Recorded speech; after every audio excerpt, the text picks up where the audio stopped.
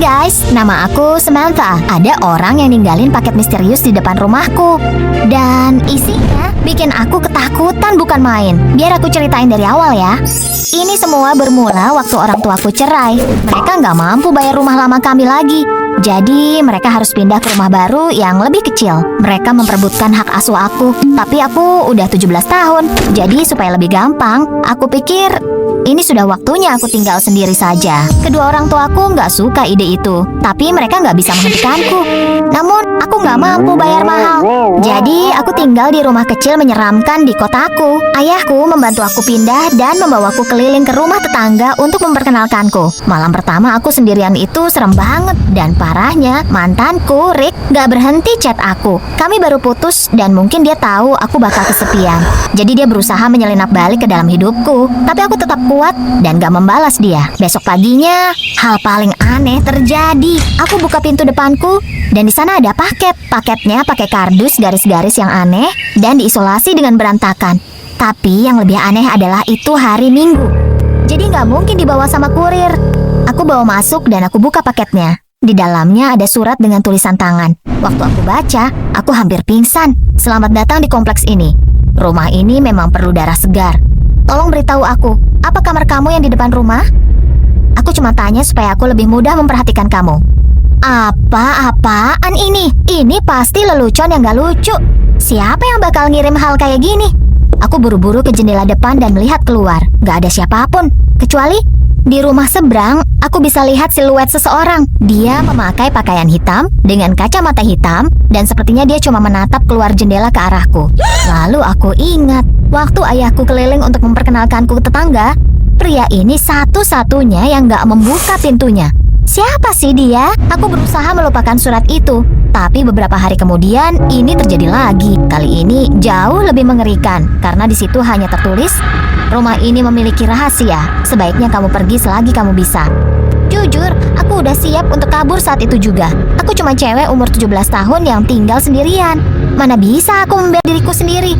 Tapi waktu aku sedang merapikan barang-barangku, aku melihat kamera CCTV yang dulu disimpan di kamar lamaku. Tiba-tiba, aku punya ide yang lebih baik. Aku pasang kameranya di depan rumah, di mana nggak ada yang bisa lihat.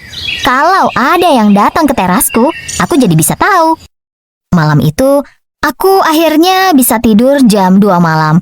Tapi nggak lama setelah itu, HP-ku mulai bunyi berkali-kali. Aku cek dan ternyata itu peringatan dari kameraku. Dia menangkap pergerakan di depan pintuku jam 5 pagi.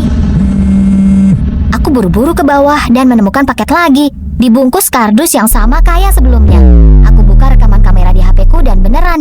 Ini mungkin video paling menyeramkan yang pernah aku lihat. Yang berdiri di depan pintuku adalah... tidak ada. Paketnya kayak muncul saja tiba-tiba. Tapi waktu aku nyalakan volume videonya, aku bagai ditampar oleh kenyataan. Paketnya muncul dari belakang kameranya. Aku bisa dengar suara pintu depanku terbuka dan tertutup di dalam videonya. Siapapun yang meninggalkan paket itu sempat ada di dalam rumahku. Dan yang paling gilanya, ini terjadi beberapa menit lalu. Penyusup ini bisa jadi masih di dalam. Aku buru-buru ke atas dan sembunyi di bawah kasurku. Aku coba dengerin, tapi aku nggak dengar orang lain di dalam rumah. Mungkin aku tetap di sana selama sejam sebelum aku sadar sesuatu. Aku masih belum buka paketnya. Aku keluar dari persembunyian dan membuka paketnya. Kali ini nggak ada suratnya. Isinya sesuatu yang lebih aneh. Di dalam paketnya ada HP baru. Apa-apaan?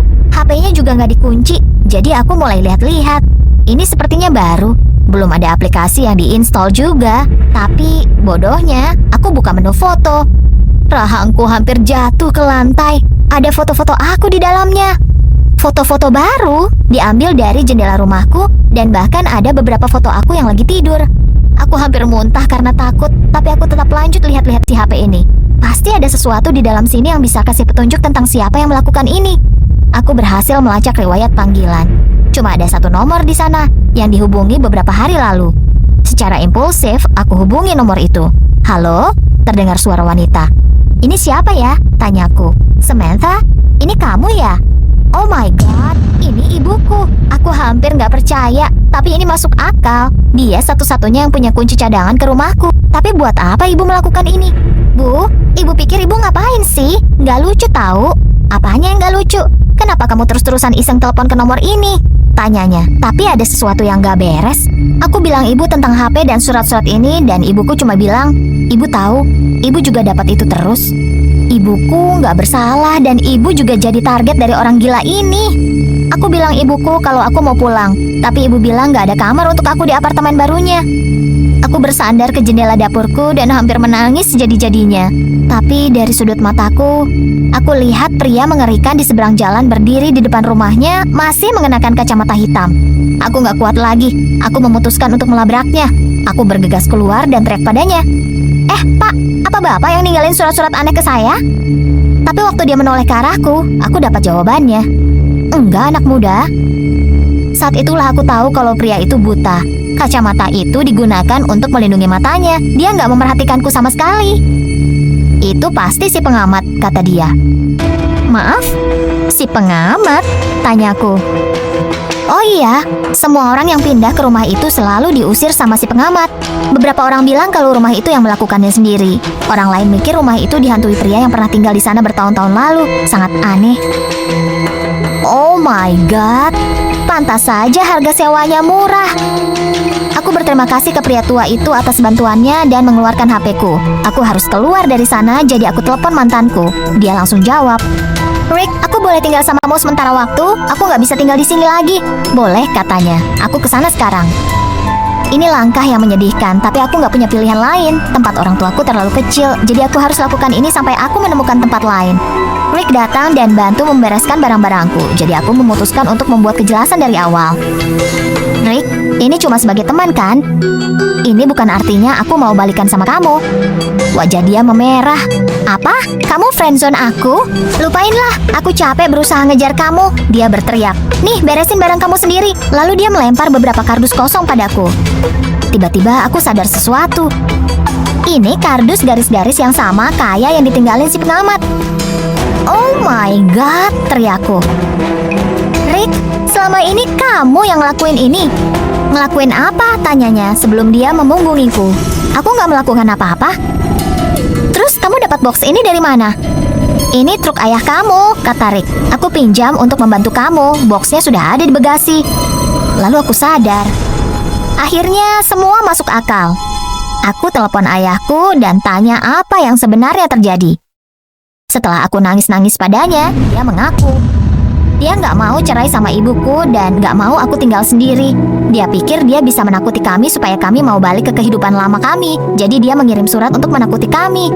Dia berdoa supaya aku memohon untuk tinggal sama ayah lagi. Tapi waktu aku nggak melakukan itu, ayah menyusup ke dalam rumahku dan menguntit aku. Ayah bahkan membayar pria buta untuk bikin cerita gila tentang si pengamat. Itu nggak ada yang benar. Setelah semua misteri ini terpecahkan, aku kembali hidup sendiri. Masih di rumah menyeramkan ini.